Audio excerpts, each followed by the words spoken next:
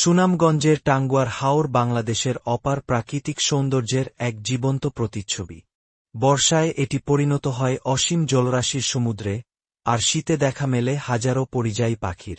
প্রায় ১০০ বর্গকিলোমিটার জুড়ে বিস্তৃত এই হাওর জীববৈচিত্র্যের এক অনন্য ভাণ্ডার। এখানে শতাধিক প্রজাতির মাছ, গাছপালা ও নানা পাখির মিলনে গড়ে উঠেছে এক জীবন্ত ইকোসিস্টেম। মেঘালয়ের পাহাড় থেকে নেমে আসা স্বচ্ছ জলের ধারা এই হাওরের সৌন্দর্যকে করে তোলে মোহনীয়। হাওরের বুক চিরে চলা নৌকার সারি যেন প্রকৃতির ক্যানভাসে আঁকা এক স্বপ্নীল ছবি। স্থানীয় মানুষ মাছ ধরা ও কৃষিকাজের মাধ্যমে জীবিকা নির্বাহ করে প্রকৃতির সঙ্গে মিশে থাকে। এটি এখন দেশের অন্যতম আকর্ষণীয় ইকো ট্যুরিজম স্পট, যা হাজারো পর্যটককে টানে প্রতি বছর। টাঙ্গুয়ার হাওর শুধু সৌন্দর্যের নয়, পরিবেশ ও জীববৈচিত্র্য রক্ষারও এক অমূল্য সম্পদ।